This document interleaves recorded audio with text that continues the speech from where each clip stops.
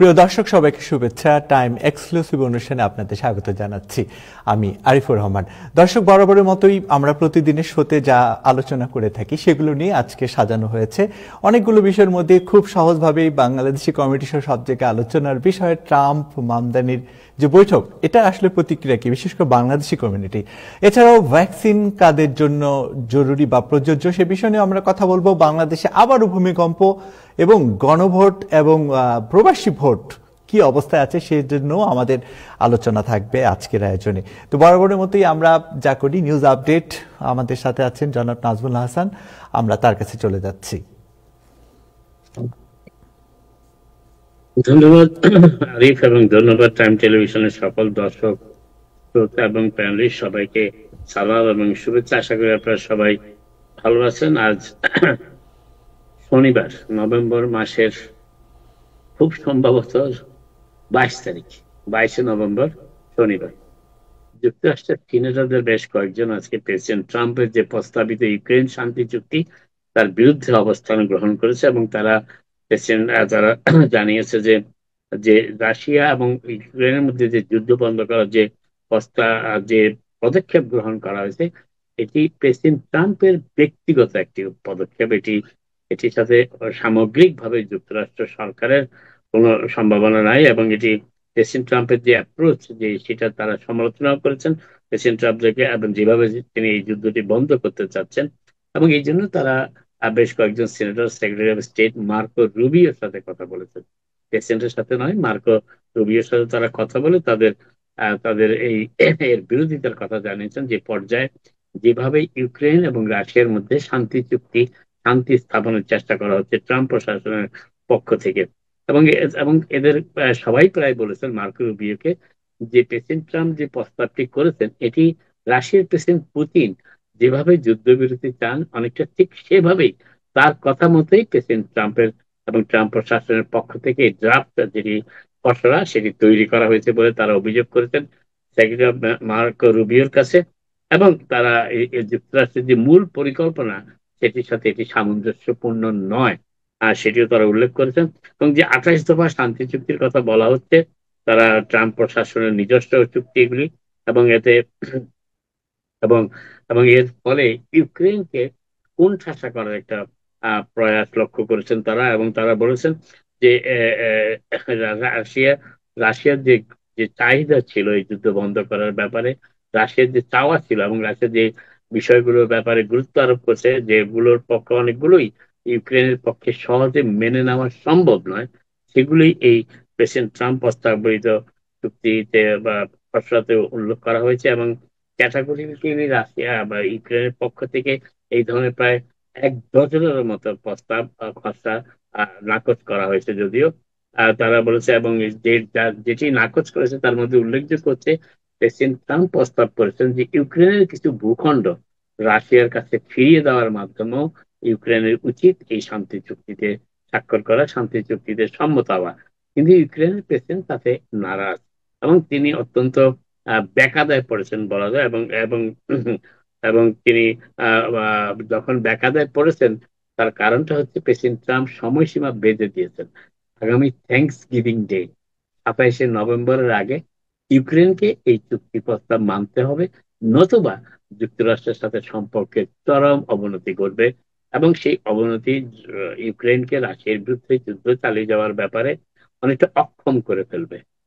ঠিক তেমনই একটি পরিস্থিতিতে গতকাল জাতির উদ্দেশ্যে দেওয়া ভাষণে ইউক্রেনের প্রেসিডেন্ট বলেছেন, প্রেসিডেন্ট জেলেনস্কি বলেছেন যে যে ইউক্রেনবাসী কখনো তাদের 1 ইঞ্চি জমিও অন্য কারো কাছে হস্তান্তর করবে না, এমন ভাবে দৃঢ় প্রতিজ্ঞ। কিন্তু প্রেসিডেন্ট ট্রাম্পের শান্তি প্রস্তাব এমন ভাবে রচনা করা হয়েছে যার ফলে এটি মেনে নিলে ইউক্রেনের সার্বভৌমত্বের সাথে আপোষ করতে হয়, আর যদি মেনে না নেওয়া হয় তাহলে যুক্তরাষ্ট্রের সাথে সম্পর্কটি নষ্ট করতে হয়। এমনই এক পরিস্থিতিতে জেলেনস্কি রয়েছেন এবং তিনি কোন সিদ্ধান্ত নেবেন সেটি অবশ্য আনুষ্ঠানিকভাবে জানাননি। তবে তিনি সম্মতি দিয়েছেন যে প্রেসিডেন্ট ট্রাম্পের 28 দফা প্রস্তাবের বেশ খানিকটাই তারা মেনে নিতে সম্মত আছেন, কিন্তু টেরিটোরিয়াল ইন্টিগ্রিটি অর্থাৎ সার্বভৌমত্ব, আর যে যে যে ল্যান্ড জমির যে সার্বভৌমত্ব সেটি তারা ধরে রাখতে চান। প্রেসিডেন্ট ট্রাম্প যদিও রাশিয়ার কাছে কিছুটা জমি হস্তান্তরের মাধ্যমেও যদি শান্তি অর্জিত হয়, তিনি মনে করেন, প্রেসিডেন্ট ট্রাম্প মনে করেন এটি ইউক্রেনের গ্রহণ করা উচিত। কিন্তু জলেনস্কি সেই ব্যাপারে প্রচন্ড আপত্তি রয়েছে, এবং তিনি বলেছেন যে তার দেশের জনগণ তাদের জীবন দিয়ে হলো তাদের প্রতিটি ইঞ্চি রক্ষা করার জন্য দৃঢ় প্রতিজ্ঞ। ঠিক এমনই অবস্থায় চলে এসেছে। আগামী বৃহস্পতিবার প্রেসিডেন্ট ট্রাম্পের দেওয়া ডেডলাইন। তার আগে যদি জেলেনস্কি এটি মেনে নেন, তাহলে প্রেসিডেন্ট ট্রাম্প শান্তি চুক্তির ব্যাপারে রাশিয়ার সাথে অগ্রসর হবেন। আর যদি মেনে না নেন, তাহলে রাশিয়ার বিরুদ্ধে যুদ্ধে অনেকটা অক্ষম হয়ে পড়বে। কারণ প্রেসিডেন্ট ট্রাম্প হুমকি দিয়েছেন যে ইউক্রেনকে সব ধরনের সহযোগিতা, এমনকি যে গোয়েন্দা তথ্য আদান প্রদানের যে বিষয়টি রয়েছে খুবই উল্লেখযোগ্য যুদ্ধ চালিয়ে যাওয়ার ব্যাপারে, সেটি থেকেও যুক্তরাষ্ট্র সরে আসবে। অর্থাৎ রাশিয়ার কোনো গোপন তথ্য কিংবা একটা সামরিক কাজ যেগুলো খুব গুরুত্বপূর্ণ অবস্থানে থাকে তথ্য, সেটিও ইউক্রেনের সাথে বিনিময় করবে না, যদি ইউক্রেন প্রেসিডেন্টের এই 28 দফা প্রস্তাবে সম্মত না হয়। এদিকে রাশিয়ার প্রেসিডেন্ট পুতিন মৃদুভাবে তার সম্মতি জানিয়েছেন প্রেসিডেন্ট ট্রাম্পের 28 দফা প্রস্তাবে। তবে যদিও তিনি কেন মৃদুভাবে জানালেন সেটা বোধগম্য নয়। তার কারণটা হচ্ছে প্রেসিডেন্ট ট্রাম্পের 28 দফা প্রস্তাবে রাশিয়ার প্রেসিডেন্ট যা যা চেয়েছিলেন এই যুদ্ধ বন্ধ করার ব্যাপারে, তার সবগুলোই প্রেসিডেন্ট ট্রাম্প গ্রহণ করেছেন। এই খসড়া চুক্তিতে দেখা যাচ্ছে এই 4 বছরের দীর্ঘস্থায়ী যুদ্ধ বন্ধ করার জন্য। কিন্তু কিন্তু তা সত্ত্বেও তিনি, রাশিয়ার প্রেসিডেন্ট মনে করেন যে ইউক্রেনের এই 28 দফা চুক্তি আর খসড়া চুক্তি মেনে নেওয়া উচিত, এবং এটি দীর্ঘস্থায়ী একটি শান্তি চুক্তির ব্যাপারে ভিত্তি হিসাবে কাজ করতে পারে, এমনও মন্তব্য করেছেন রাশিয়ার প্রেসিডেন্ট পুতিন। যদিও ইউরোপীয় ইউনিয়ন এবং ন্যাটোর অনেক সদস্য মনে করেন যে এই 28 দফা চুক্তিতে রাশিয়ার পক্ষ থেকে ইউক্রেনের নিশ্চয়তা, নিরাপত্তার নিশ্চয়তা বিধানের তেমন কোন সুস্পষ্ট বিষয় উল্লেখ নেই। এবং আরেকটি বিষয় যেটি উল্লেখ হচ্ছে সেটি হচ্ছে যে রাশিয়ার যে যুদ্ধে রাশিয়ার যে চাওয়াটি ছিল সেটি মূলত অর্জিত হতে যাচ্ছে প্রেসিডেন্ট ট্রাম্পের।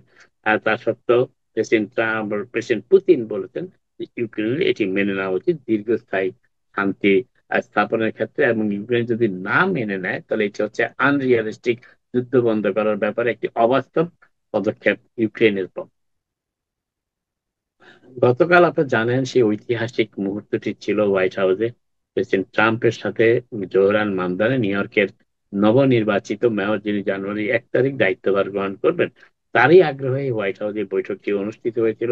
কিন্তু তিনি যখন এই বৈঠকে যোগ দিতে ওয়াশিংটনের পথে রওনা দেন এবং ওয়াশিংটনে গিয়ে পৌঁছান, প্রেসিডেন্টের সাথে বৈঠকও করেন, ঠিক সেই সময়টাতে সামান্য দূরে ইউএস কংগ্রেস ভবনে একটি প্রস্তাবের উপর ভোটাভুটি চলছিল।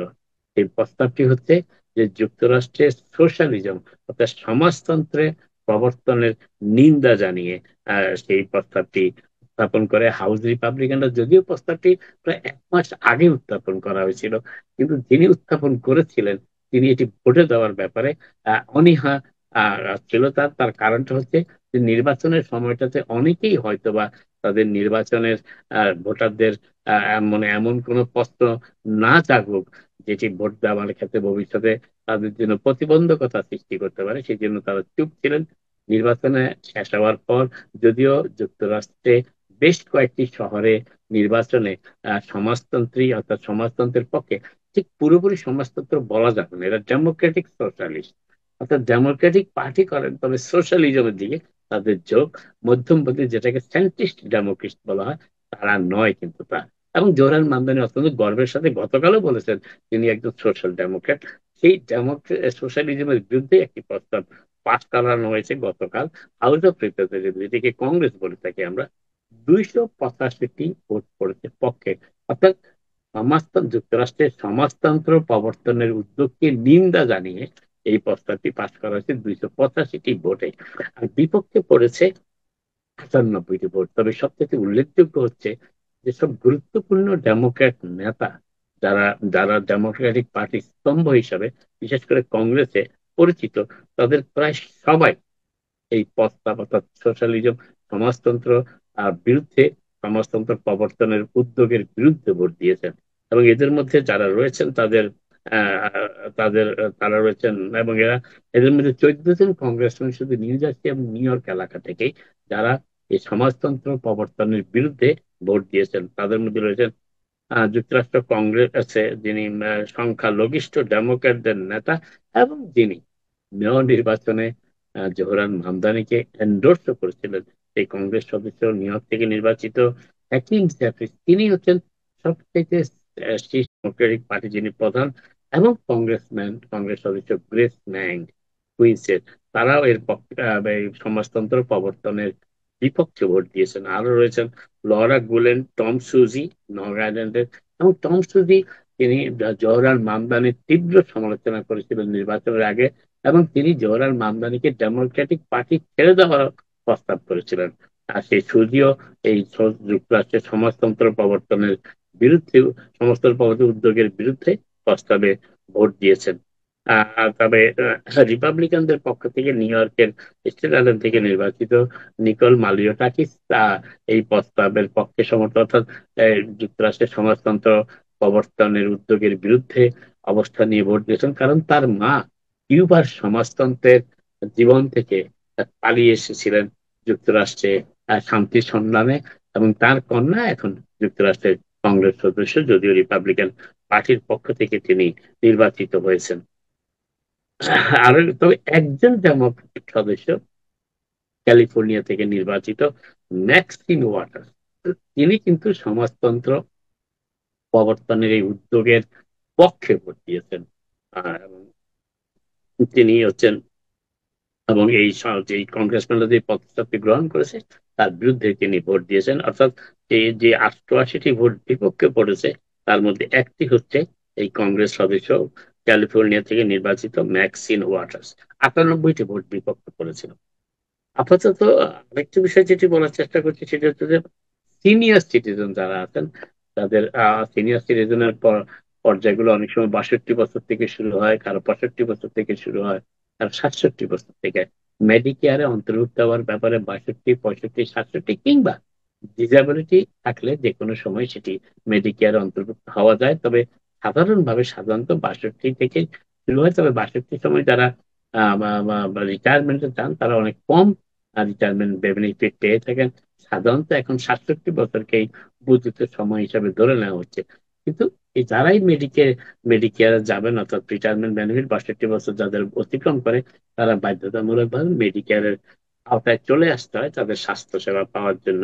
সেই মেডিকেয়ার পার্ট বির যে প্রিমিয়াম রয়েছে, সেই প্রিমিয়াম 10% হারে বাড়তে যাচ্ছে আগামী বছর থেকে। অর্থাৎ বর্তমানে যে প্রিমিয়াম প্রতি মাসে গড়ে $202.90 রয়েছে, সেটি বেড়ে $17.90 বেড়ে যাবে, অর্থাৎ $220 মতন হবে আনুমানিক ভাবে। এবার প্রিমিয়াম মেডিকেয়ার প্রিমিয়াম প্রতি মাসে এখন রয়েছে $202.90, তখন হবে প্রায় $220 মতন। এবং এর ফলে মেডিকেয়ার, আপনারা জানেন, মেডিকেয়ারের মাধ্যমে একজন সিনিয়র সিটিজেনের সব ধরনের স্বাস্থ্য সেবা প্রদান করা হয়ে থাকে। এবং এবং তারা, এবং যদিও অনেক সোশ্যাল সিকিউরিটির সুবিধা যারা পেয়ে থাকেন, রিটায়ারমেন্টের আয় থেকে অনেকেরই 55 টাকা গড়ে পর্যায়ে বেড়েছে সোশ্যাল সিকিউরিটি বেনিফিট, কিন্তু তা সত্ত্বেও 220, প্রায় $17 যদি প্রতি মাসে বেড়ে যায়, তাহলে সেই সেভিংস, অর্থাৎ সেই যে সোশ্যাল সিকিউরিটির যে পাওয়া, যে প্রাপ্তি, তার অনেক কমে যায়। এবং তাই সেই ক্ষেত্রে সেটি দেখা যাচ্ছে 2026 সালে এই মেডিকেয়ারের প্রিমিয়াম বেড়ে যাওয়ার কারণে। তবে এই মেডিকেয়ারের মাধ্যমে সিনিয়র সিটিজেনরা ডাক্তারের চিকিৎসা, হসপিটালের out patient service, medical equipment এবং ড্রাগ চিকিৎসকরা তাদের যে ওষুধ প্রেসক্রাইব করে থাকেন, সেই সমস্ত সেবা তারা পেয়ে থাকেন এই মেডিকেয়ারের মাধ্যমে। তবে এই মেডিকেয়ার অনেকে অবশ্য মেডিকেয়ার পাওয়া থাকলেও অনেকে চাকরির কারণে কিংবা পরিবারের স্ত্রী কিংবা স্পাউস যদি অন্য কোনো পর্যায়ে মেডিকেয়ার স্বাস্থ্য সেবা পেয়ে থাকেন, তারাও তার অন্তর্ভুক্ত হয়ে যান, তখন আর তাদের মেডিকেয়ারের যে বাধ্যবাধকতা তেমন ভাবে থাকে না। বামধারী এবং ট্রাম্পের মিটিং সর্বত্রই আলোচনা চলছে, সমগ্র যুক্তরাষ্ট্র জুড়ে তো বটেই, পৃথিবী জুড়ে এই আলোচনা চলছে। বিভিন্ন সংবাদ মাধ্যম বিভিন্ন ভাবে এই দেশটিকে দেখার চেষ্টা করছে এই বৈঠকে। তবে সবচেয়ে উল্লেখযোগ্য যেটি চলে আসছে, এতে নিউ ইয়র্কবাসীর বিরাট বিজয় অর্জিত হয়েছে এটি বলা হচ্ছে। তবে কিছু কিছু রক্ষণশীল সংবাদ মাধ্যম প্রেসিডেন্ট ট্রাম্পেরও প্রশংসা করেছেন। তার কারণ ডেমোক্রেটরা তাকে দানব হিসাবে পরিচিত করেছিলেন, একজন রাজনৈতিক দানব হিসাবে। কিন্তু গতকাল তিনি তার যে চেহারা দেখিয়েছেন জোহরান মামদানিকে, এবং সারা বিশ্বের প্রচার মাধ্যমের সামনে সারা বিশ্বে তার যে ইমেজ ভেসে উঠেছে, সেটিতে দানবের কোনো চিহ্ন ছিল না, বরং সেখানে মায়াবী পরশটি ছিল। এবং এই ডেমোক্রেটদের তাকে যে দানব হিসাবে পরিচিত করার চেষ্টা, সেটির বিরুদ্ধে প্রেসিডেন্ট ট্রাম্পের এই ভূমিকাকে রক্ষণশীলরা অবশ্য বেশ ভূয়সী প্রশংসা করছেন। তবে এই বৈঠকে বেশ কয়েকটি গুরুত্বপূর্ণ বিষয় তুলে এসেছে। সেটি হচ্ছে যে মামদানিকে হোয়াইট হাউসে স্বাগতম জানানো হয়েছে, যেভাবে মোহাম্মদ বিন সুলতান, সৌদি বা পরবর্তী বাদশা, সৌদি আরবের সব থেকে প্রভাবশালী নেতা, তাকে যেভাবে সম্বর্ধনা দেওয়া হয়েছে, সেইভাবে যেভাবে জেলিস্টিক দেওয়া হয়েছিল ঠিক সেইভাবে নয়, তার প্রায় উল্টোই।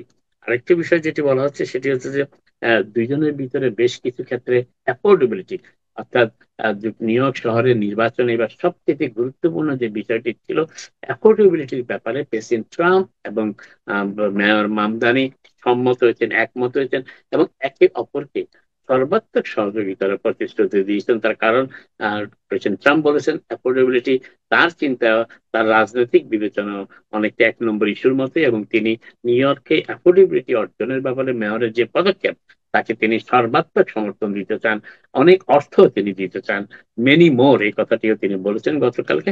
এবং এটি আমার মনে হয় যে মেয়র জোহরান মামদানির জন্য একটি বিরাট অর্জন, এবং কি কি ক্ষেত্রে অ্যাফোর্ডেবিলিটি আনা যায় সে বিষয়টি তিনি প্রেসিডেন্টের সাথে স্পষ্ট করেছেন। সেটি অ্যাফোর্ডেবিলিটি গ্রোসারি কেনার ক্ষেত্রে, বাড়ি ভাড়া দেওয়ার ক্ষেত্রে, ইউটিলিটি বিল দেওয়ার ক্ষেত্রে, এমনকি ট্রান্সপোর্টেশন ব্যবহারের ক্ষেত্রে অ্যাফোর্ডেবিলিটির কথা বলেছেন জোহরান মামদানি, এবং প্রেসিডেন্ট ট্রাম্প তাতে মাথা নেড়ে অনেকটা সম্মতিও দিয়েছেন। আরেকটা বিষয় যেটি উল্লেখ করে সেটা হচ্ছে যে গত একটি সপ্তাহ প্রেসিডেন্ট ট্রাম্পের জন্য খুবই খারাপ সময় যাচ্ছিল। বিশেষ করে জনমত জরিপে তিনি পিছিয়ে পড়ছিলেন। এর পাশাপাশি রিপাবলিকান পার্টির ভিতরে কয়েকজন, বিশেষ করে মেজর টাইলার গ্রিনের সাথে তার সম্পর্কের চরম অবনতি, এবং আরেকটি বিষয় যে রাজনৈতিক ভাবে বিভিন্ন বিষয়ে তার সাথে বিশেষ করে জ্যাফরি অ্যাকিস্টিনের ফাইল, সবকিছু মিলিয়ে প্রেসিডেন্ট ট্রাম্প কিছুটা চাপের মধ্যে ছিলেন, মানসিক যন্ত্রণাও ছিল অনেকে বলার চেষ্টা করছেন। কিন্তু গতকাল তিনি যে চেহারায় ফুটে উঠেছেন, বিশেষ করে জোহরান মামদানির সাথে তার বক্তব্যের মাধ্যমে, তার কথাবার্তার মাধ্যমে, সেটি তাকে কিছুটা হলেও উজ্জীবিত হওয়ার সুযোগ করে দিয়েছে। এটিও গতকালকের বৈঠকের একটি উল্লেখযোগ্য দিক। আপনারা অনেকেই যারা সাবওয়ে ব্যবহার করেন তারা সচরাচর দেখে থাকেন, খুব বেশি না হলেও মাঝে মধ্যেই দেখে থাকেন সাবওয়েতে আটকা পড়ে আছেন, কিংবা সাবওয়ে ডিলে হচ্ছে, বিলম্ব হচ্ছে। এমটিএ কর্তৃপক্ষ আজকে জানিয়েছে যে মাত্র একজন ব্যক্তির কারণে নিউ ইয়র্ক সিটিতে গত অক্টোবর মাসে 3 দিন একইভাবে ট্রেনগুলো বন্ধ হয়ে গিয়েছিল আকস্মিকভাবে। তার কারণ ওই ব্যক্তি ব্রঙ্কসের একটি টানেল থেকে কপার তার চুরি করছিলেন, এবং এই তার চুরি করার সাথে সাথে যখন গ্রিন সিগন্যাল থাকে, তার ট্রেনে ছিঁড়ে ফেললে সেটি সাথে সাথে তাৎক্ষণিকভাবে লাল হয়ে যায়, ট্রেন থেমে যায়। এবং এতে অনেক সাবওয়ে ট্রেনে, প্রায় 755টি ট্রেন, 3টি ট্রেন সার্ভিসে 4, 5, 6, 1, 2, 3 এই ধরনের ট্রেন সার্ভিস, যেটি 149 স্ট্রিট বঙ্কের টার্মিনাল ব্যবহার করে, সেখান থেকেই তিনি তারগুলো চুরি করে ফেলেছিলেন আকস্মিকভাবে। হাতে হয়তো গ্লাভস পরে তিনি তারগুলো ছিল, এবং এই তারগুলি পরবর্তীতে অন্য জায়গায় বিক্রি করে দেন।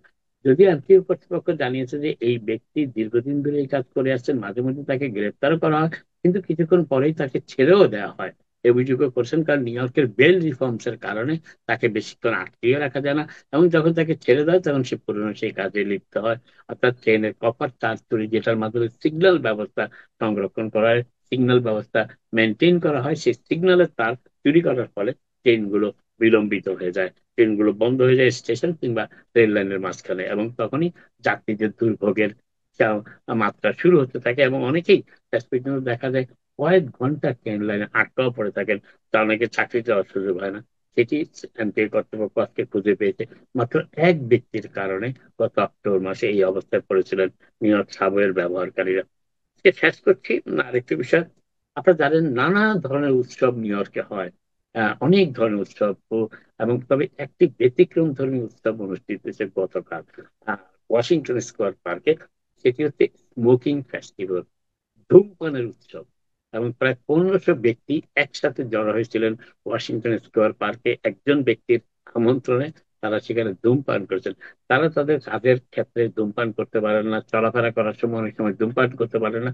এতে তারা এতটা ত্যক্ত বিরক্ত হয়ে গিয়েছিল যে তারা সবাই মিলে একসাথে এই ধূমপানকে উপভোগ করার জন্য ধূমপানের উৎসবের আয়োজন করেছিলেন। গতকাল 1500 বেশি ধূমপায়ী এতে যোগ দিয়েছিলেন ওয়াশিংটন স্কোয়ার পার্কে। বিচিত্র নিউ ইয়র্কের বিচিত্র কাহিনীর আরেকটি সংযোজন এটি। আপাতত এখানে শেষ করি, আবার আপনাদের সাথে কথা হবে। আপনারা সবাই ভালো থাকবেন। আপনি একটু আমাদের সাথেই থাকুন, কারণ আপনি যে খবরটি বলে সবার কাছ থেকে বিদায় নিতে চাইছেন, আমার মনে হয় ওইখানেই দর্শকদের মনোযোগের একটা কেন্দ্রবিন্দু থাকবে। আর একটু যদি ব্যাখ্যা করতেন যে অত আয়োজন থাকতে ধূমপায়ী, অর্থাৎ তাদের নিয়ে এরকম একটা আয়োজন করার মূল কারণটা কি, বা আসলে এই জিনিসটা কি উপভোগ করার মতো কোনো আয়োজন ছিল? যিনি যে আয়োজন করেছেন তার বয়স প্রায় 70। তিনি প্রায় তার 55 বছর ধরে, তিনি যা বললেন তাতে দেখা গেল 55 কি 60 বছর হবে, স্মোক করেন। কিন্তু সাম্প্রতিককালে তিনি খুব স্বাচ্ছন্দ্যের সাথে স্মোক করতে পারেন না।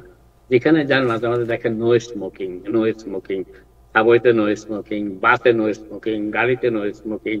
মানে মূলত আপনাদের অনেকেরই হয়তো দর্শকদের খেয়াল আছে কিনা জানি না, স্মোকিং এর একটা বিজ্ঞাপন আমি দেখেছিলাম বেশ কয়েক বছর আগে। যুক্তরাষ্ট্রে একমাত্র জায়গা যেখানে খুব নির্বিঘ্নে স্মোকিং করা যায়, যদিও সেখানে কারো পক্ষে স্মোকিং করা সম্ভব না, কিন্তু বিজ্ঞাপনটা এমন ভাবে প্রচার করা ছিল যে স্মোকিং কে এতটা বাধা দেওয়া হচ্ছে যে অনেকে স্মোকিং করতে এখন বিমানের ডানায় যেতে হয়, ডানায় দাঁড়িয়ে থেকে স্মোকিং করতে হয়, এছাড়া কোনো সুযোগ নেই। তো সেই বিষয়ে তারা দেখেছেন যে তারা বেশ জড়ো হয়েছেন, এবং তারা বলেছে যে পার্কে যদি আমরা খুব খোলা পরিবেশে স্মোক করতে পারি, কারণ এখনো অনেকগুলো পার্কে নো স্মোকিং আইনটি লাগানো হয়নি যদিও, এবং তারা সেটা সুযোগ নিয়েছেন। এই আপনি তো সবসময় গুরু গম্ভীর কথা বলেন, রাজনীতির মারপ্যাচ নিয়ে কথা বলেন। আজকে একদম শেষ মুহূর্তে যে খবরটি দিলেন, এটা সত্যি অন্যরকম একটা আকর্ষণ ছিল। জনাব নাজমুল হাসান, আপনাকে ধন্যবাদ আমাদের সাথে থাকার জন্য। দর্শক, এখন আমরা চলে যাব জোহরান মামদানি এবং ট্রাম্পের বৈঠকের একটু ভিন্ন ধরনের বিশ্লেষণ নিয়ে। আসলে সত্যিকার অর্থে এই বৈঠক সত্যিকার অর্থে শুধু যুক্তরাষ্ট্রে নয়, পুরো পৃথিবীতে কিন্তু একটা আলাদা ধরনের প্রভাব পড়েছে। অর্থাৎ এই বৈঠকের পেছনে কি ডিফারেন্ট কোনো উদ্দেশ্য আছে? অর্থাৎ হঠাৎ করে ডোনাল্ড ট্রাম্পই বা এত সহজ কেন হয়ে গেলেন, এত সুন্দর অ্যাপ্রিসিয়েশনে বা কেন হলো? আর জোহরান মামদানির যে পলিটিক্যাল স্টেপ, এই স্টেপটা আসলে কতটুকু যৌক্তিক, বা সামনের সময়গুলোতে এই স্টেপের কারণে কি কি আসলে সুফল পেতে যাচ্ছে যুক্তরাষ্ট্র নিয়োগবাসী, এগুলো নিয়ে একটা চুলছাড়া বিশ্লেষণ রয়েছে। আমাদের জনাব হাসান ফেরদৌস আমাদের সাথে কথা বলেছেন। চলুন দর্শক, আমরা সেই কথাগুলি শুনে আসি। ধন্যবাদ। দুটো ভিন্ন ভিন্ন বিষয়। প্রথমত, ট্রাম্পের সাথে মামদানির লিটারালি অবিশ্বাস্য এক সাক্ষাৎকার। আমি ব্যক্তিগতভাবে ভয় ছিলাম যে এটি হবে আর একটি জেলেনস্কি মোমেন্ট ট্রাম্পের হোয়াইট হাউসে, ট্রাম্প এবং মামদানির বৈঠকটি। সেভাবে কিন্তু এর বিল্ড আপ হয়েছিল। মামদানিকে ট্রাম্প বলেছেন কমিউনিস্ট, বলেছেন উন্মাদ, ডেঞ্জারাস বলেছেন। অন্যদিকে মামদানি ট্রাম্পকে ডিসপট বলেছেন, এক পর্যায়ে ফ্যাসিস্ট পর্যন্ত বলেছেন। ফলে এই দুজন মুখোমুখি হলে যে একটা নাটক ঘটবে এমন ভয় আমাদের ছিল। তার চেয়ে বড় ভয় ছিল যে ট্রাম্পের যারা বসংবদ যে সমস্ত লোকজন আছেন হোয়াইট হাউসে, যে ডিভ্যান্স, রুবিও ইত্যাদি, এটাকে আরো খুঁচিয়ে এটাকে আরো চাঙ্গা করবেন। সম্পূর্ণ উল্টো ঘটনা ঘটল। এটাকে লাভ ফেস বলা যায়। একে অপরের প্রতি প্রেমের একটা মহড়া দেখলাম আমরা। আমার চোখে কিন্তু ব্যাপারটি এভাবে ধরা পড়েছে। আমার কাছে মনে হয়েছে ট্রাম্প এবং মামদানি একে অপরকে চমৎকার বুঝতে পেরেছে। তারা খুব একে অপরের মতো মানুষ, দুজনই পপুলিস্ট, দুজনই ভাষা ব্যবহারকে ভালোভাবে জানেন এবং পপুলিস্ট ইস্যুগুলিকে সামনে তুলে এনেছেন। সবচেয়ে বড় কথা, তারা দুজনেই মিডিয়ার ব্যবহারকে অত্যন্ত ভালোভাবে রপ্ত করেছেন। আমার এও মনে হয়েছে যে ট্রাম্পকে দেখে, এটা ওভাল অফিসে রেজলিউট ডেস্কের সামনে বসে ট্রাম্প, পাশে মামদানি, আমার এও মনে হচ্ছে যে ট্রাম্প একটু ঈর্ষাও করছেন এই তরুণ মামদানিকে দেখে।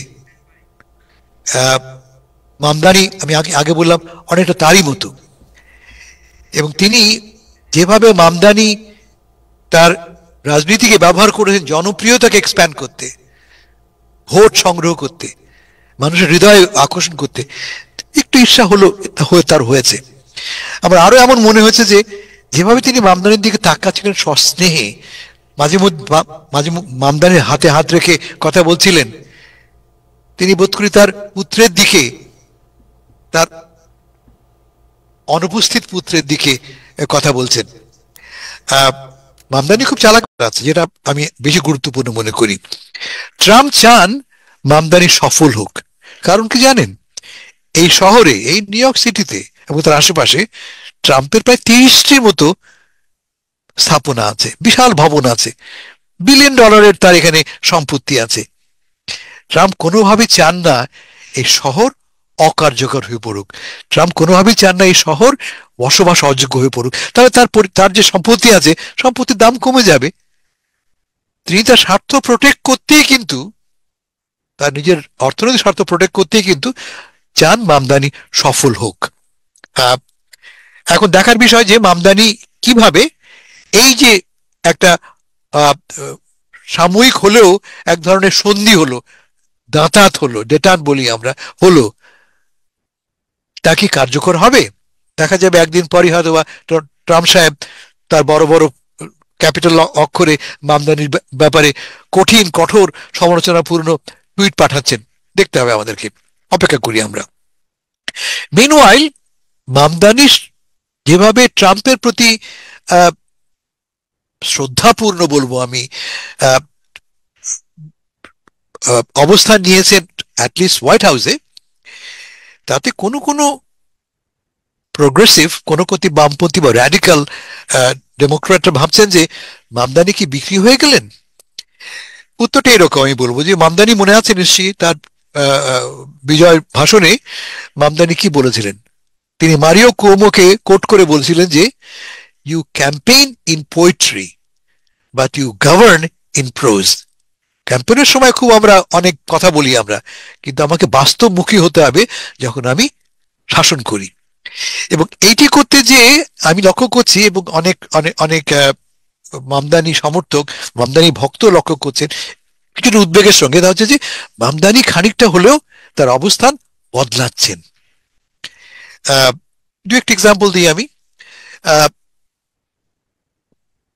2টি বা 3টি প্রেস কনফারেন্স করেছেন মামদানি এর পরে এসে, এবং তিনি চ্যানেল 11-এর সাক্ষাৎকার দিয়েছেন। সেখানে একটা লক্ষ্য করলাম আমরা, একটা বড় ইস্যু ছিল পুলিশ প্রশ্নে। আপনারা জানেন মামদানির পুলিশ প্রশ্নে মামদানির কি অবস্থান। মামদানি একসময় পুলিশকে রেসিস্ট বলেছেন, মামদানি পুলিশকে বলেছেন তারা LGBTQ স্বার্থ বিরোধী অবস্থান তারা নিয়েছে, এবং তিনি ডিফান্ডের কথা বলেছিলেন। পরে আমরা জানি মামদানি তার অবস্থান বদলেছেন, অনেক সফট হয়েছেন। কিন্তু ইন্টারেস্টিং হচ্ছে যে মামদানি প্রস্তাব করেছিলেন যে পুলিশের ভূমিকা নিয়ন্ত্রণের জন্য যে সিভিলিয়ান পুলিশ বোর্ড থাকবে, সেই বোর্ডটা তিনি নিয়ন্ত্রণ করবেন। সিভিলিয়ান বোর্ড তার ক্ষমতাটা তার হাতে থাকবে, ইসের হাতে নয়, পুলিশ কমিশনার হাতে নয়। আপনারা দেখেছেন যে কমিশনার নিয়োগ করা হয়েছে জেসিকা টিশকে, একজন বিলিয়নিয়ারেস, এবং অবভিয়াসলি একজন বিলিয়নিয়ারেস কার স্বার্থ প্রোটেক্ট করবে? এই শহরের বিলিয়নিয়ারদের স্বার্থ প্রোটেক্ট করবে। এবং সেটি ছিল কিন্তু মামদানির প্রথম কনসেশন, প্রথম তার প্রোগ্রেসিভ এজেন্ডা থেকে সরে আসা। একজন বিলিয়নিয়ার্সকে তিনি নিয়োগ দিচ্ছেন পুলিশ কমিশনার হিসেবে। শুধু তাই না, এটা যেটা বললাম, দেখতে পাচ্ছি এখন আমরা যে এই যে পুলিশ সিভিলিয়ান বোর্ড, যা নিয়ে বিস্তর আলোচনা হয়েছে, জল ঘোলা হয়েছে এর আগের সময়ে, পুলিশ অনেক সময় যে অতিরিক্ত শক্তি প্রয়োগ করে এবং কোনো কোনো ক্ষেত্রে পুলিশের ব্যাপারে যে অ্যাকশন নেওয়ার কথা ওঠে, এই সিভিলিয়ান বোর্ডের সিদ্ধান্ত চূড়ান্ত হওয়ার কথা বলেছিলেন এক সময় মামদানি। এখন লক্ষ্য করছি আমরা যে মামদানি সামান্য হলো সরে আসে। তাকে বারবার প্রশ্ন করা হচ্ছে, চ্যানেল 11-এ প্রশ্ন করা হচ্ছে, প্রেস কনফারেন্স প্রশ্ন করা হচ্ছে যে আপনি কি যে কথা বলেছিলেন যে civilian police board, civilian board CPB চূড়ান্ত হবে এই বোর্ডই, কিন্তু আপনি এখন মনে হচ্ছে যে ভিন্ন কথা বলছেন। মামদানি কিন্তু সরাসরি উত্তর দেননি। তিনি বলেছেন যিনি ফান্ডিং এনশিওর করবেন কিন্তু আলটিমেট ক্ষমতা কার থাকবে, তার না জেসিকা টিশের, সে সম্বন্ধে কোনো স্পষ্ট জবাব দেন। এটা একটা ব্যাপার। অন্য একটা ব্যাপার আরো ইন্টারেস্টিং হচ্ছে যে আপনারা দেখেছেন মামদানির বিজয়ের পরে এই শহরের নিউ ইয়র্ক সিটির প্রোগ্রেসিভরা পুরনো এস্টাবলিশ পন্থীদের বিরুদ্ধে প্রাইমারি করার কথা বলছেন। যেমন হাকিম জেফ্রিজের কথা উঠেছে, অন্যদের কথা ছেড়ে দিচ্ছেন। আমি আরো সময় দিতে চাই তাকে। আমরা এখনই দ্রুত সিদ্ধান্তে পৌঁছবো না যে মামদানি কি বিক্রি হয়ে গেলেন কিনা। তবে যেটা আগে বললাম আমি, মামদানি ক্রমান্বয়ে বুঝতে পারছেন যে ক্যাম্পেইন করা এক জিনিস আর শাসন করা এক জিনিস। শেষ কথা বলি আমি, ট্রাম্পের মিটিং দিয়ে কথা বলি আমি, যে ভয়টা আমাদের ছিল যে ট্রাম্প হয়তোবা এই শহরের জন্য অর্থ ফেডারেল ফান্ড বন্ধ করে দেবেন। আমার বিশ্বাস ফান্ডটা বন্ধ করবেন না, এবং তা বন্ধ না করলে মামদানির পক্ষে শাসন করা, গভর্ন করা অনেক সহজতর হবে। অনেক ধন্যবাদ। আমরা চমৎকার একটি ব্যাখ্যা শুনলাম। আমাদের বরাবরের মতোই জনাব হাসান ফেরদৌস যে কোনো রাজনৈতিক ইস্যু থেকে শুরু করে বিভিন্ন ইস্যুতে আপনাদের সামনে সঠিক তথ্য তুলে ধরার চেষ্টা করেন। আমরা এখন একটি ভিন্ন প্রসঙ্গে যাব। যে সিজন চলছে এখন, শিশু, কিশোর বা তরুণী বিভিন্ন বয়সী মানুষদের এক ধরনের ভ্যাকসিনের প্রয়োজন আছে বলে চিকিৎসা বিজ্ঞানীরা বলছেন। পাশাপাশি এই বিষয় নিয়ে আমরা এখন কথা বলবো ডক্টর মঞ্জুর মোর্শেদ আপনার সাথে। আপনি কি আমার কথা শুনতে পাচ্ছেন? জি, ধন্যবাদ। আসসালামু আলাইকুম, আমি শুনতে পাচ্ছি।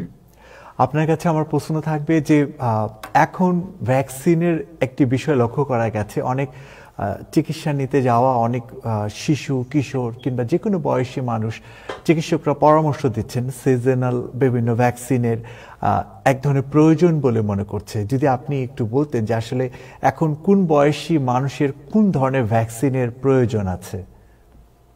জি, ধন্যবাদ শ্রদ্ধেয় ভাজন আরিফ ভাই আমাকে আমন্ত্রণ জানানোর জন্য। সেই সাথে সাথে দর্শকবৃন্দ যারা দেখছেন, এখন পরবর্তীতে দেখবেন, সবাইকে শুভেচ্ছা জানাচ্ছি এবং উপস্থিত প্যানেলিস্টকে আমার অনেক সালাম জানাচ্ছি। যে আজকের আলোচনার বিষয় ভ্যাকসিনেশন, এবং আপনারা জানেন এই ভ্যাকসিনেশনটা শিশু, কিশোর, প্রাপ্তবয়স্ক, গর্ভবতী মা সবার জন্য। আমি আজকে আলাপ করব একটু কোন টিকাটা আপনার দরকার এবং কেন এটি আমাদের আমেরিকান সমাজে বলেন কিংবা যে কোনো সমাজে বলুন, এটি জনস্বাস্থ্যে এত গুরুত্বপূর্ণ। তো ভ্যাকসিন শুধু ব্যক্তিকে নয়, পুরো পরিবারকে, স্কুল, কর্মস্থল, সমাজকে সুরক্ষা দেয়। তো প্রথমে আমি বলবো শিশুদের জন্য কোন টিকা দরকার। তো আমি যদিও পিডিয়াট্রিশিয়ান না, তারপর আমি চেষ্টা করব যে ভ্যাকসিন গুলি কোন মাসে দিতে হয় এই ব্যাপারে। তো প্রথমে আমি বলবো যেটাই একদম বাচ্চা ভূমিষ্ঠ হওয়ার পর থেকে 18 বছর বয়সী শিশুদের জন্য যে সমস্ত প্রধান টিকাগুলো দেওয়া দরকার based on centre for disease control. হ্যাঁ, তো নাম্বার 1 হচ্ছে যে হেপাটাইটিস বি ভ্যাকসিন।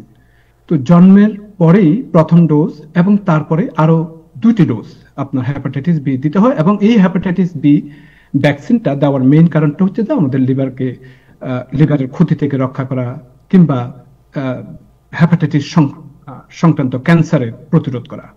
এরপর হচ্ছে যে রোটা ভাইরাস। আপনারা জানেন রোটা ভাইরাস এটি অনেক মারাত্মক ডায়রিয়া করে থাকে, এবং এই ডায়রিয়া প্রতিরোধ করার জন্য সাধারণত 2 এবং 4 মাস, কখনো কখনো 6 মাসেও আপনার এই রোটা ভাইরাসটা দেওয়া হয়ে থাকে।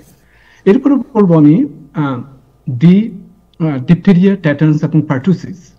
অ্যাগেইন এটা কয়েকটি ভ্যাকসিন দেওয়া হয়ে থাকে, সাধারণত 2 মান্থস, 4 মান্থস, 6 মান্থস এবং পরবর্তীতে 15 to 18 মান্থসে দেওয়া হয়ে থাকে। অ্যাগেইন এটি শিশুদের যে হুপিং কফ হয়ে থাকে, তারপর বিভিন্ন কাটাছেঁড়া হলে যে টেটানাসের যে ঝুঁকি থাকে সেগুলি কমানোর জন্য এই ভ্যাকসিনটা দেওয়া হয়ে থাকে। এরপর আমি যেটি বলবো সেটা হচ্ছে যে হিমোফিলাস ইনফ্লুয়েঞ্জা বি। অ্যাগেইন সেটিও 4টি ভ্যাকসিন দিতে হয়। অ্যাগেইন 2, 4, 6 মান্থস এবং 15 to 15 মান্থে, 12 to 15 মান্থসে আরেকটা দিতে হয়। অ্যাগেইন এটি হচ্ছে যে আপনার মেনিনজাইটিস এবং আমাদের যে লাংসে, শ্বাসতন্ত্রে যে বিভিন্ন ধরনের জটিলতা হতে পারে সেটা প্রতিরোধ করার জন্য এটি দেওয়া হয়ে থাকে। এরপরে আমি বলবো নিউমোককাল ভ্যাকসিন। নিউমোককাল ভ্যাকসিন 2 ধরনের, একটা হচ্ছে যে PCV13, আরেকটা হচ্ছে যে PCV15। এখন সেটিও 4টা ডোজের মতো হয়ে থাকে। এখন 2 মান্থসে, 4 মান্থসে, 6 মান্থস এবং এরপরে 12 থেকে 15 মান্থস দেওয়া হয়ে থাকে। অ্যাগেইন সেটি আপনার নিউমোনিয়া, তারপর আপনার সেপসিস, এগুলি প্রতিরোধ করার জন্য এটি দেওয়া হয়ে থাকে। এরপর আমি বলবো যেটি পোলিও ভ্যাকসিন, এটিকে আমরা আইপিভি বলে থাকি। এখন সেটিও আপনার 2 মাস, 4 মাস এবং 6 থেকে 18 মাসে দেওয়া হয়ে থাকে, এবং সেটি এখন আপনারা জানেন পোলিও হলেও অনেকের অনেক সময় প্যারালাইসিস পর্যন্ত হয়ে যেতে পারে, এবং সেটি প্রতিরোধ করার জন্য এটি দেওয়া হয়ে থাকে। এরপরে আমরা সবাই জানি এমএমআর ভ্যাকসিন, যেটা মিজল, মাম্পস এবং রুবেলা, সেটি 12 থেকে 15 মাসে দেওয়া হয়ে থাকে। সাধারণত যে শব্দগুলো আমি বললাম মিজল, মাম্পস, রুবেলা না হওয়ার জন্য সাধারণত এটি দেওয়া হয়ে থাকে। এরপর আমি বলবো ব্যারিসেলা, যেটা চিকেন পক্স। চিকেন পক্সটা 12 থেকে 15 মাসে একবার দিতে হয়, এবং পরবর্তীতে বয়স্ক হলেও দিতে হয়, সেটি আমি আসতেছি। আগে চিকেন পক্স প্রতিরোধ করার জন্য সেটি দেওয়া হয়ে থাকে। এরপর আমি যেটি বলবো সেটি হচ্ছে যে হ্যাপাটাইটিস এ ভাইরাস। হ্যাপাটাইটিস এ ভাইরাস তো সাধারণত 12 থেকে 13 মাসে 2টি ডোজ দেওয়া হয়ে থাকে। আগে লিভারে কোনো ধরনের সংক্রমণ যাতে না হয়ে থাকে সেই জন্য এটি দেওয়া হয়ে থাকে। এরপরে আসি আমি 4 থেকে 6 বছর বয়সে যে টিকাগুলো প্রয়োজন, সেটি হচ্ছে যে আপনার ডিপথেরিয়া, টেটানাস, এসেরুলার পারটুসিস, এটি বুস্টার ডোজ।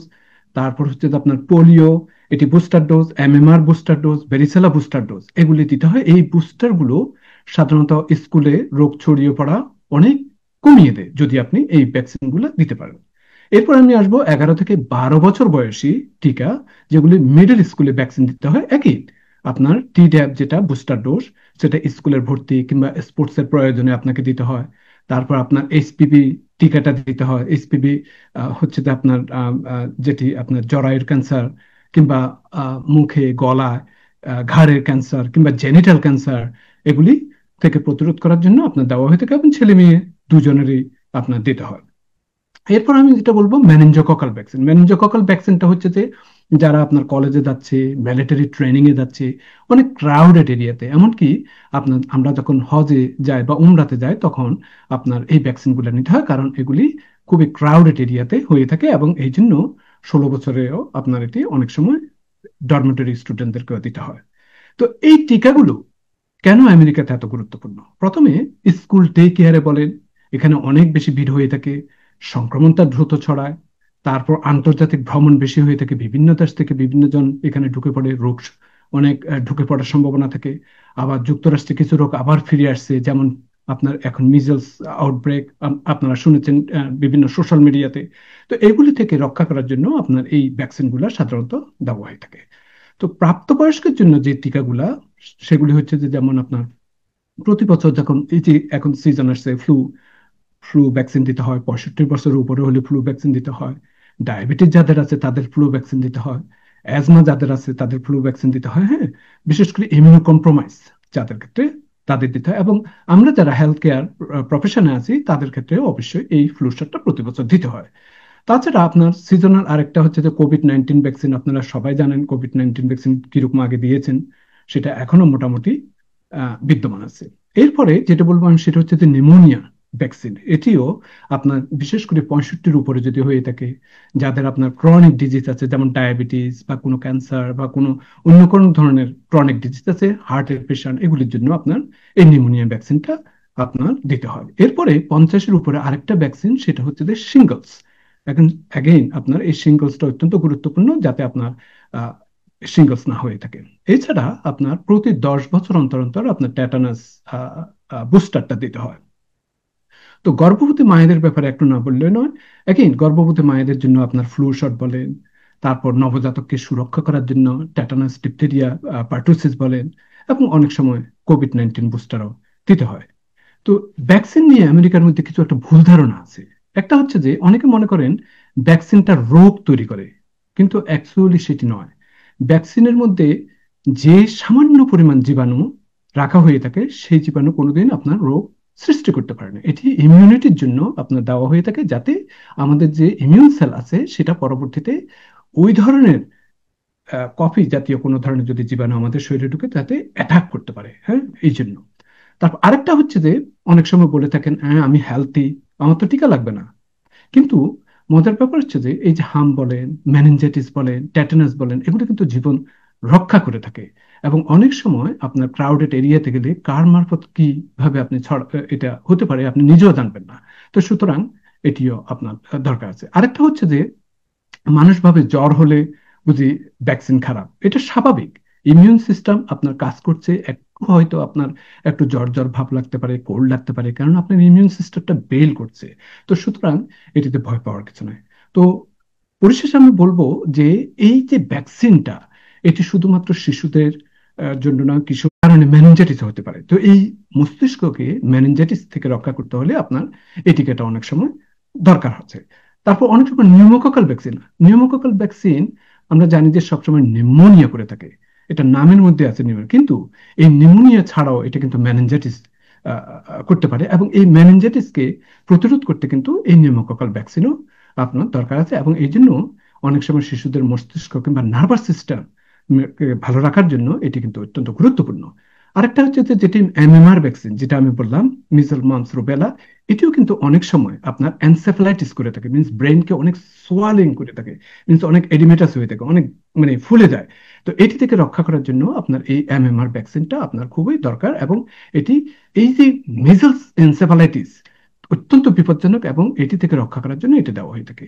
সে সাথে সাথে ভেরিসেলা চিকেন পক্স, এটাও কিন্তু আপনার অনেক সময় এনসেফালাইটিস করে থাকে, মিনস এই যে আমি যে ফুলা বললাম ব্রেনের মধ্যে, সেটি থেকে বাঁচার জন্য বাচ্চাদেরকে এই জটিলতা থেকে রক্ষা করার জন্য আপনার এই ভেরিসেলা দেওয়া হয়ে থাকে। সেই সাথে সাথে পোলিও ভ্যাকসিনও একই অবস্থা, এটি স্পাইনাল কর্ড, নার্ভস কে আক্রমণ করতে পারে। এই জন্য আপনারা দেখেন অনেক সময় পোলিও হলে অনেকে একদম প্যারালাইসিস মতো হয়ে যায়। তো এই প্যারালাইসিসকে প্রতিরোধ করার জন্য, স্নায়ুতন্ত্রকে রক্ষা করার জন্য এটি কিন্তু আপনার অবশ্যই দরকার। তো একই 6 বছর বয়সে বিশেষ করে কোন টিকা আপনার মস্তিষ্ককে সুরক্ষা সাহায্য করবে? Again DTaP booster, polio booster, MMR booster, varicella booster, এগুলি কিন্তু আপনাকে রক্ষা করবে। তো সুতরাং যে কোনো সময় টিকা, আমাদের অনেক ভ্রান্ত ধারণা থাকতে পারে, কিন্তু মোট কথা হলো যে এটি আমাদের ইমিউন সিস্টেমকে রক্ষা করে, এবং অনেক জটিল রোগ থেকে আপনি হয়তো বেঁচেও যেতে পারেন। তো সুতরাং টিকা যখনই দরকার এবং যখনই আপনার ডাক্তার সাহেব বলবেন, সেইভাবে আপনি নিতে চেষ্টা করবেন। জি।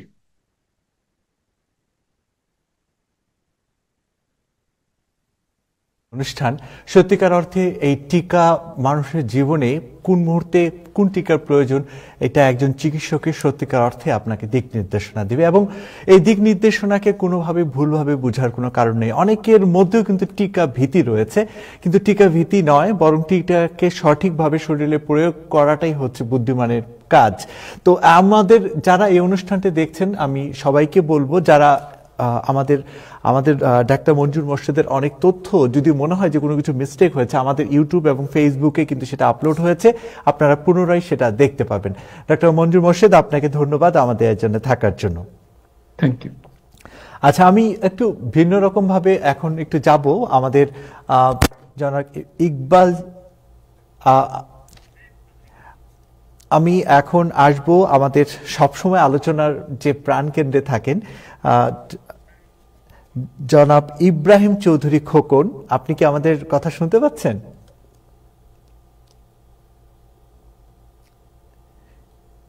আপনি কি আমার কথা শুনতে পাচ্ছেন? জি, আমি শুনতে পারতেছি। জি জি। আচ্ছা, আপনাকে খুব অনেক ধন্যবাদ আমাদের আয়োজনে থাকার জন্য। আমরা তো জানি চারপাশ থেকেই রাজনৈতিক যে ডামাডোল, অর্থাৎ আমরা যদি দেখি যে মামদানি বা ডোনাল্ড ট্রাম্প সহ যে ওভারঅল যে পরিস্থিতি, আপনি সবসময় টাইম টেলিভিশনে এই অনুষ্ঠানে এসে আপনার মতামত তুলে ধরেন, বিভিন্ন ধরনের প্রশ্নের মুখোমুখি হন। আজকে টাইম টেলিভিশনের দর্শকদের জন্য আপনি কি বলবেন? না, আমি কথা দীর্ঘ বলতেছি না, শুনেন, আমার টাইম টেলিভিশনে আমাকে বলার সুযোগ সবসময় দেওয়া হয় না, তো আজকে স্বচ্ছন্দভাবে আমি খুব দ্রুত বলে ফেলতেছি যে কালকে মানে জোহরান মামদানি এবং ডোনাল্ড ট্রাম্পের যে মিটিং, এইটা নিয়ে সবাই প্রশংসা করতেছেন, এটা একটা ভালো জিনিস।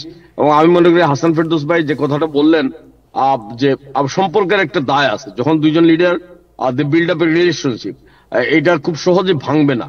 এবং দুইজনের যেহেতু রাজনীতির মাঠের খেলোয়াড়, এই রাজনীতিকে তারা যদি এগিয়ে নিয়ে যেতে চান তাইলে এই সম্পর্কটাকে দুইজনই রক্ষা করবেন, এটা হচ্ছে পজিটিভ দিক। কালকে সবচেয়ে হাস্যকর জিনিস যেটা হচ্ছে যে আমাদের সাবেক মেয়র জুলিয়ানি, আমি জানি না রান আপনার মতো তরুণ যারা, আমরা যখন আমেরিকায় আসি তখন আমরা আমেরিকার প্রেসিডেন্টের কথা শুনতাম না, শুনতাম এই নিউ ইয়র্কের মেয়র জুলিয়ানি কি বলেছেন। এই ধরনের রাজনৈতিক তারকা ছিলেন জুলিয়ানি। তো জুলিয়ানি বলেছেন যে মানে জুলিয়ানির একটা প্রতিক্রিয়া পাওয়া গেছে তাৎক্ষণিকভাবে যে তার স্টমাক সিক হয়ে গেছে।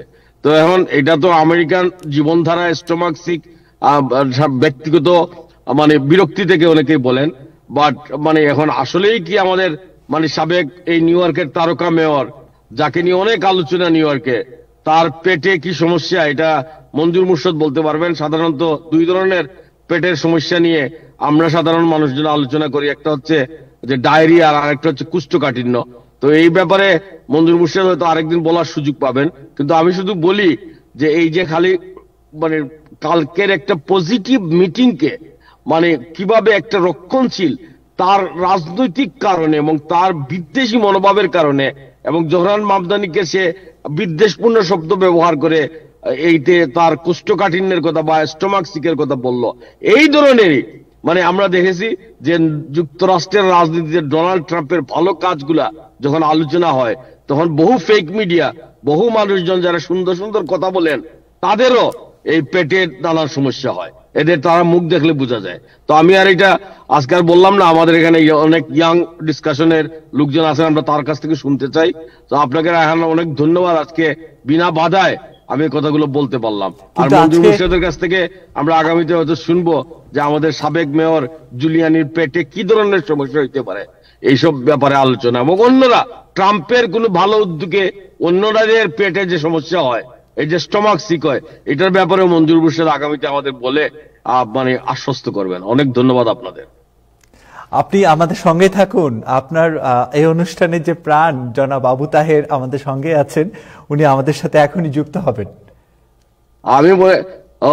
আমি খালিদ জুলিয়ানির যে এই যে স্টোমাক সিক এটাও না, মানে আমি এটা বলতেছিলাম যে ডোনাল্ড ট্রাম্পের কোনো ভালো কাজ, কোনো ভালো আলোচনা, কোনো পজিটিভ স্টেপ দেখলে জুলিয়ানি নয়, এরকম বহু ট্রাম্প বিদ্বেষী মানুষের স্টোমাক সিক হয়। তো আমি খারাপ কিছু বলি না আবু তাহের সাহেব, আমি মঞ্জুর মুর্শিদ সাহেব আমাদের ডাক্তার সাহেব উনাকে বলতেছি যে এই ধরনের পেটে কি ধরনের পীড়া হইতে পারে, এই সমস্ত কথাবার্তা শুনলে কুষ্ঠকাঠিন্য না ডায়রিয়া টাইপের, এই ব্যাপারে যদি আপনি একটা দয়া করে সুযোগ দেন আরেকদিন আমরা উপকৃত হই।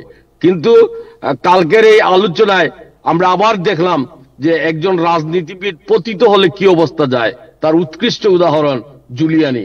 আমরা জোহরান মামদানিও আজকে তারকা, কিন্তু তিনি যদি বিক্রি হয়ে যান একের পর এক, তাইলে এই জুলিয়ানির আজকে যে পরিণতি হয়েছে আমরা বসে একদিন হয়তো এইভাবে বলবো, আশা করি এটা করতে হবে না।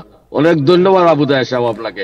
আশা করি আপনার পেট এবং আমাদের সাথে যুক্ত হয়েছেন আমাদের এই অনুষ্ঠানে। মূলত সমস্যা নাই, বাট আপনাকে যে জিনিসটা বলতে চাই সেটা হলো, আমি আসলে বাইরে ছিলাম, আপনার বক্তব্য শুনে দৌড়ে এসে মনে হলো একটু জয়েন করা হয়েছে। নাম্বার ওয়ান, যে আপনাকে প্রচুর সময় দেওয়া হয় টাইম টেলিভিশনে, কথা বলার সুযোগ পান আপনি।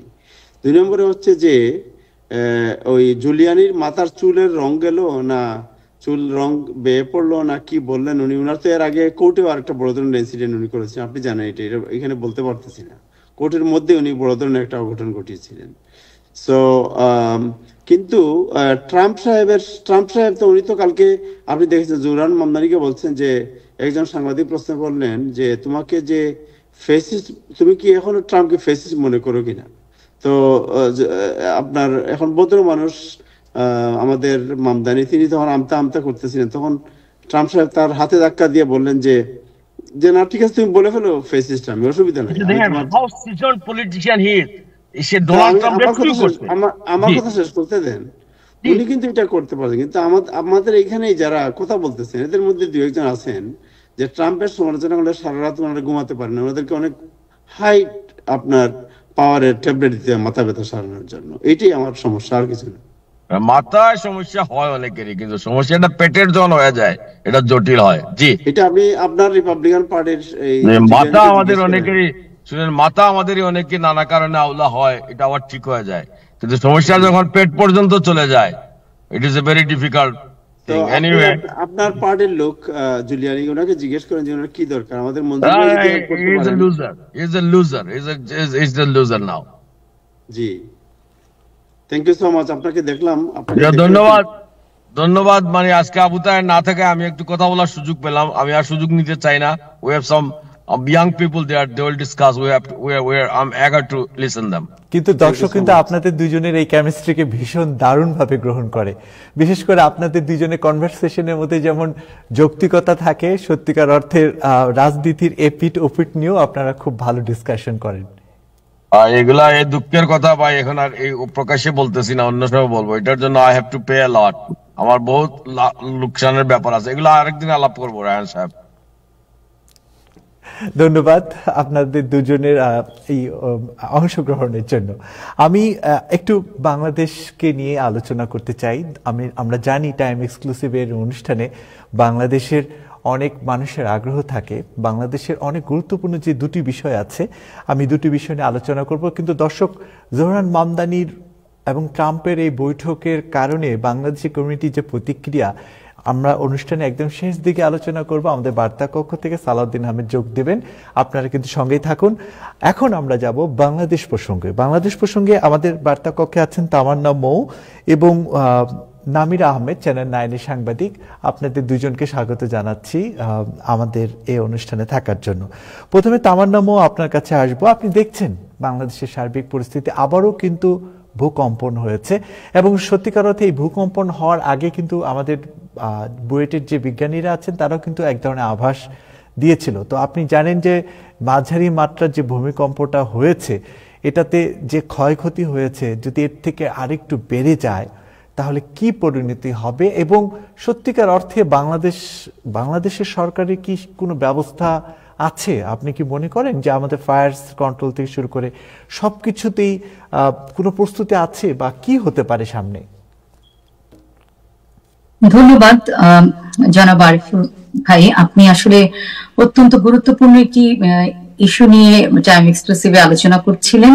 এরপরেই যে আন্তর্জাতিক প্রসঙ্গের পরেই আপনি বাংলাদেশের যে ভূমিকম্প আতঙ্ক, এটি নিয়ে আপনি জানতে চাচ্ছেন।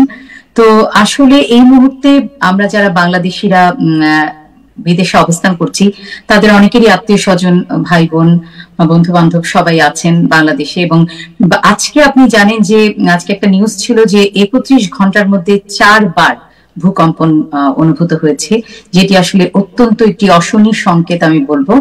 আর বুয়েটের যে অধ্যাপক, উনি পুরকৌশল বিভাগের একজন অধ্যাপক এবং ভূমিকম্প বিশেষজ্ঞ, মেহেদী আহমেদ আনসারি, তিনি বলেছেন যে প্রতি 150 বছর পর পর এ ধরনের একটি বড় মাত্রার ভূমিকম্প হবার একটা আশঙ্কা থাকে। এবং সেক্ষেত্রে বাংলাদেশ কিন্তু 1930 সালের পরে আর এত বড় ভূমিকম্প দেখেনি।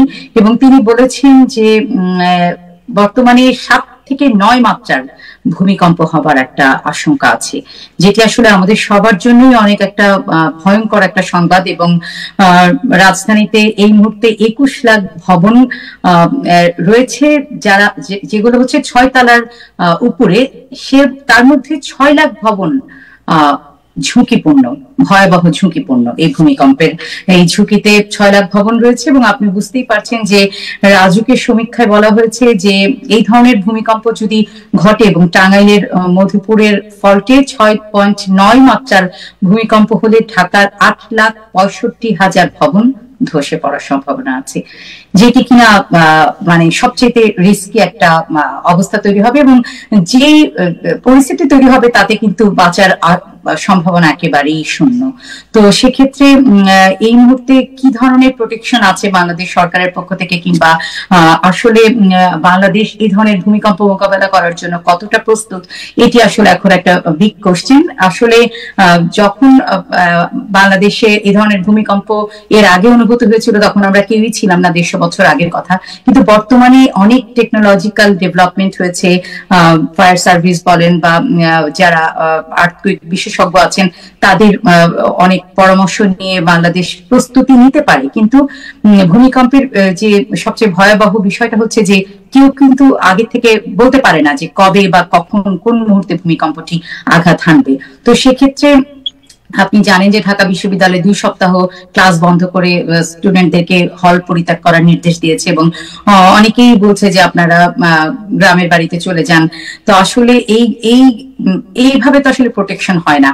আমাদের সবচেয়ে বড় ধরনের প্রবলেম হচ্ছে অপরিকল্পিত নগরায়ন, আমাদের আপনি দেখেন যে কোন কোন ভবন আসলে ভূমিকম্প প্রবণ বা ভূমিকম্পের বিষয়টা মাথায় রেখে রাজুকের যে নগর পরিকল্পনাবিদরা আছে তাদের মতে অনেক ভবনই কিন্তু আসলে নির্মাণ করা হয়নি। তো আমরা দেখেছি যে আরেকজন ভূমিকম্প বিশেষজ্ঞ তিনি বলেছেন যে তিনিও ঢাকা বিশ্ববিদ্যালয়ের ভূতত্ত্ব বিভাগের অধ্যাপক সৈয়দ হুমায়ুন আক্তার, তিনি কলম্বিয়া বিশ্ববিদ্যালয়ের সাথে পরিচালিত একটি গবেষণার ভিত্তিতে উনি বলেছেন যে সিলেট থেকে কক্সবাজার পর্যন্ত যে অঞ্চল সেটি আসলে 8.2 থেকে 9 মাত্রার ভূমিকম্প হওয়ার ঝুঁকিতে রয়েছে বর্তমানে। এরকম যদি চলতে থাকে, আপনি কিন্তু এরই মধ্যে বলেছেন যে যদি আবার কোনো একটা ঘটনা ঘটে তাহলে বড় ধরনের এমন কিছু হয়ে যাবে যেখানে বহু মানুষের প্রাণ চলে যাবে। তো এখনো যদি ব্যবস্থা গ্রহণ করা উচিত কিনা বা আসলে কি ধরনের ব্যবস্থা গ্রহণ করা উচিত বাংলাদেশের আপনি মনে করেন? আসলে যারা ভূমিকম্প বিশেষজ্ঞ আছেন তাদের মতামতের ভিত্তিতে এই মুহূর্তে তো আসলে যা হয়ে গেছে অর্থাৎ অপরিকল্পিত নগরায়ন এটি তো রাতারাতি পরিবর্তন করতে পারবে না। তাহলে কিভাবে এই ঝুঁকি মোকাবেলা করতে পারবে বা ভূমিকম্প যদি ঘটেই যায় সেক্ষেত্রে উদ্ধার তৎপরতা আমাদের কতটুকু সক্ষমতা রয়েছে উদ্ধার তৎপরতা পরিচালনা করার, সেগুলো নিয়ে আসলে এখন ভাবতে হবে। এবং সর্বোপরি মানুষের মধ্যে যে সচেতনতা, এই যে 4 বার ভূমিকম্প হয়ে গেল, আজকে সন্ধ্যা 6টার দিকেও একটা ভূমিকম্প হয়েছে, তো এই গত 21 তারিখ থেকে 4 বার হয়েছে 31 ঘন্টার মধ্যে। তো এটি আসলে সবার জন্যই অনেক বেশি একটা অ্যালার্মিং একটা নোটিস আমি বলবো। এখন থেকে সচেতন হতে হবে এবং এই সচেতনতা আসলে একদিনে হবে না, সবাইকেই উদ্যোগ নিতে হবে এবং যার যার অবস্থান থেকে এই মুহূর্তে আসলে কি বলবো তাদেরকে চিন্তা করতে হবে যে কিভাবে আমাদের ভবিষ্যৎ প্রজন্মকে আমরা রক্ষা করতে পারি, সেটা নিয়ে আসলে এখন থেকে ভাবতে হবে। ধন্যবাদ, আপনার অনেক মূল্যবান মতামত আপনি দিলেন এই জন্য। আমি এবার নামিরা আহমেদ আপনার কাছে যাব। মনে হয় অনেক ঘুম ধরেছে আপনার, কিছুক্ষণ পরপরই দেখছি চা খাচ্ছেন। তো আপনার কাছে দুটো প্রশ্ন আমার থাকবে। আপনি নির্বাচন কমিশন বিটের সাথে জড়িত, সেখানে সেই বিটে নিয়মিত সংবাদকর্মী আপনি। আমরা জানি যে বাংলাদেশ প্রথমবারের মতো সত্যিকার অর্থে জাতীয় নির্বাচন এবং গণভোট একই দিনে দেখবে।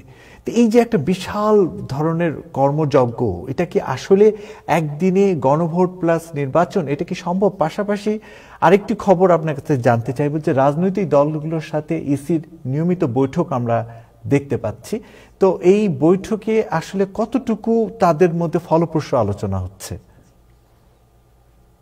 অসংখ্য ধন্যবাদ আপনাকে। প্রথমত হচ্ছে অনেকেই জানে না এখন পর্যন্ত যে গণভোট কি, এটা একটা প্রশ্ন, সেটা আমি এই অনুষ্ঠানের মধ্য দিয়ে আমি একটু ক্লিয়ার করে দিতে চাই। গণভোট হচ্ছে এমন একটি প্রক্রিয়া যেখানে জনগণ নিজেরাই সরাসরি কোনো প্রস্তাব, আইন বা রাজনৈতিক বিষয়ে ভোট দিবে। এটা হচ্ছে গণভোটের বেসিক সংজ্ঞা যদি আমরা বলতে চাই। আর দ্বিতীয়ত হচ্ছে রাজনৈতিক দল বা অন্যান্য দল, নারী বিষয়ক যারা আছেন, নারী বিষয়ক নারী বিশ্লেষক যারা আছেন বা রাজনৈতিক বিশ্লেষক যারা আছেন তাদের সঙ্গে, এছাড়া রাজনৈতিক দলগুলোর সঙ্গে, গণমাধ্যম কর্মী যারা আছেন তাদের সঙ্গেও ইতোমধ্যে বৈঠক হয়েছে ইসির।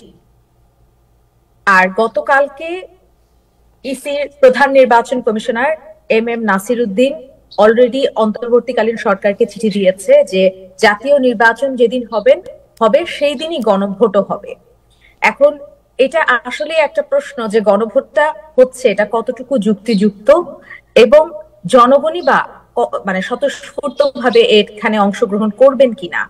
কারণ বাংলাদেশের এখনো এটা গবেষণা বলছে যে 60% মানুষ বোঝেই না যে গণভোট কি, তো তারা আসলে কিভাবে অংশগ্রহণ করবে।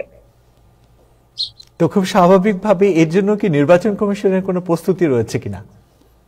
নির্বাচন কমিশন বলছে যে অলরেডি তাদের সব ধরনের প্রস্তুতি গ্রহণ করা শেষের দিকে, কাজ চলছে। এখন নির্বাচনের ডেট যখন ঘোষণা করা হবে, তফসিল ঘোষণা করা হবে, তারপর বোঝা যাবে যে কতটুকু স্বতঃস্ফূর্তভাবে নির্বাচন কমিশন তাদের আগামী নির্বাচনের জন্য প্রস্তুতি নিয়েছে। প্রবাসী ভোট নিয়েও একটু জানতে চাই। আমরা যারা প্রবাসে আছি, প্রবাসী বিভিন্ন দেশে আছে, প্রবাসী ভোটে যেন সঠিক তথ্য এবং সঠিকভাবে যেন প্রবাসীরা ভোট দিতে পারে, সেই বিষয়ে কি নির্বাচন কমিশনে কোনো আলোচনা হয়? আপনি কি কোনো কিছু দেখতে পান? এই বিষয় নিয়ে বেশ কয়েকবার নির্বাচন কমিশনে আলোচনা হয়েছে এবং সেই আলোচনায় আসলে আমি সহ বিভিন্ন গণমাধ্যম কর্মীরা ছিলেন। এটা খুব মানে কি বলবো, এটা আজকে আমার মনে হলো যে এই প্রশ্নটা অনেকদিন যাবত অনেকের করা উচিত ছিল, যেটা আসলে আসেনি। আপনার প্রশ্নের মধ্যে দিয়ে সেটা চলে আসছে যে প্রবাসীরা ভোট দেওয়ার সেই সুযোগটা পায় না। কিন্তু রিসেন্ট আমরা দেখেছি গত 18 নভেম্বর একটা অ্যাপ লঞ্চ করা হয়েছে যেখানে প্রবাসীরা হচ্ছে খুব ইজিলি ভোট দিতে পারবে। সেখানে তারা নিবন্ধন করতে পারবে এবং নিবন্ধনের মধ্যে দিয়ে তারা অলরেডি করছেও সে অ্যাপে। হ্যাঁ, অনেকেই করছে এবং এটা বলা হচ্ছে যে অন্যান্য দেশের তুলনায় বাংলাদেশি প্রবাসী অনেক বেশি, তো সেই জায়গা থেকে তারা এই কাজে অংশগ্রহণ করতে পারবে বলে মনে হয়। আমির আহমেদ আমাদের সঙ্গে থাকুন। জনাব ইব্রাহিম চৌধুরী খোকন, আপনার কাছে বলবো যে আপনি কোনো কিছু বলবেন সার্বিকভাবে। আমি নামিরাকে একটা প্রশ্ন করতে চাই, উনি যেহেতু এই বিষয়গুলো আপডেট জানে। আমরা যে প্রবাসীদের ভোট দেব, আমরা যে ভোট দেই কনস্টিটিউশনের একটা আরপিও আছে, অনুমোদিত আরপিও অনুযায়ী, আমাদের আইন অনুযায়ী প্রবাসীরা ভোট দিতে পারবে। এটা আমরা কোন দিক থেকে জানলাম, কে আমাদের জানাইলো? একটা অ্যাপস খুলে অ্যাপস দিয়া দিলেই বলেন আপনারা সবাই এখানে ভোট দেন, এখানে যারা নাম দিবেন। আমি যে প্রবাসে থাকি, আমি যে নিউ জার্সিতে থাকি, আমি বাংলাদেশের ভোটার তালিকা অনুযায়ী আমার ভোট হবে কি, এই ভোট আমি দিতে পারবো কি পারবো না প্রবাসে অবস্থান করে, এইটার যে একটা আরপিও আছে, আরপিও অনুযায়ী আমরা জানি 73 আরপিও ওই 12-13 সংশোধন হয়েছে। এখন কি কোনো সংশোধিত আরপিও অনুযায়ী আমরা কি ভোট দিতেছি না? এটা মানে মানে মানে এটা নিয়ে আমার একটা বিরাট প্রশ্ন আছে। আমি এই ব্যাপারে যদি কিছু জানেন, feel free to share with us. আমি এই বিষয়ে যতটুকু জানি সেটা হচ্ছে যে এখন বিভিন্ন পরিবর্তন আসছে, বিশেষ করে আইনি কিছু জটিলতা আছে, সেই জটিলতাগুলো অ্যাজ সুন অ্যাজ পসিবল হয়তো এটা নিয়ে কাজ করা হচ্ছে। বিশেষ করে নির্বাচন কমিশন যারা আছেন, বেশ কিছু নির্বাচনে বিষয়েও পরিবর্তন আসছে, যেমন গণভোটের বিষয়টা এলো, প্রবাসীদের ভোটের ব্যাপারটা এলো। এটা সরাসরি হয়তো কবে প্রকাশিত হবে সেটা বলা যাচ্ছে না, তবে কিছুটা আইনি পরিবর্তন আসবে বলে সকলেই মনে করছে। তাইলে এটা অনেকটা ভূমিকম্পের মতো, আমরা সময় মতো জানতে পারবো। এখন পর্যন্ত আগাম আমরা খালি জানি যে হবে বা হবে না। জি, ধন্যবাদ। আপনাকেও ধন্যবাদ যে আপনি একদম সঠিক তথ্যটাই, সঠিক প্রশ্নটি করেছেন আমাদের নির্বাচন কমিশন বিটে যে সংবাদকর্মী কাজ করে। তো আপনার মাধ্যমে আমরা এটা বলতে পারি, যারা আমরা প্রবাসী ভোটাররা আছি তাদের ব্যাপারেও আপনারা বাংলাদেশের যারা সংবাদকর্মী আছেন তারা কথা বলবেন। আপনার কাছে ধন্যবাদ আমাদের আয়োজনে থাকার জন্য। এখন আমরা আমাদের বার্তা কক্ষে চলে যাব সালাউদ্দিন আহমেদের কাছে। বলবো যে জোহরান মামদানি এবং ডোনাল্ড ট্রাম্পের এই বৈঠকের পর বাঙালি কমিউনিটিতে আমি জানি যে সারাদিন ধরে আপনি বিভিন্ন ধরনের তথ্য নেওয়ার চেষ্টা করেন, বিভিন্ন ধরনের সংবাদের জন্য আপনার একটা আগ্রহ থাকে। আসলে সত্যিকার অর্থে কি প্রতিক্রিয়া আপনি দেখতে পেয়েছেন এই বৈঠক নিয়ে?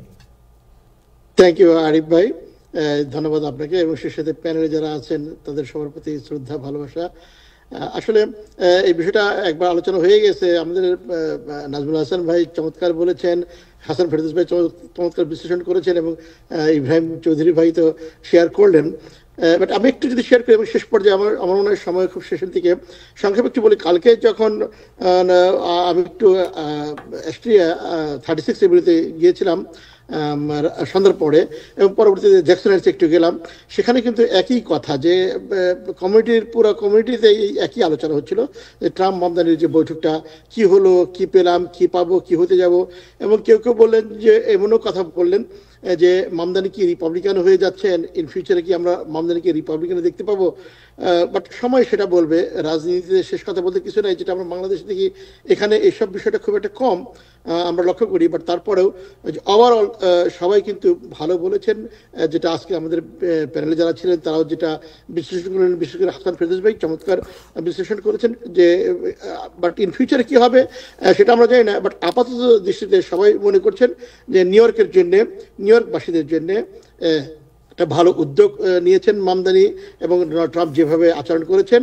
কেউ কেউ বলছেন যে পিতা পুত্রের সম্পর্কের মতো, কেউ দেখছেন, কেউ বলছেন নানা নাতির সম্পর্কের মতো, এরকম কথাও অনেকে বলছেন।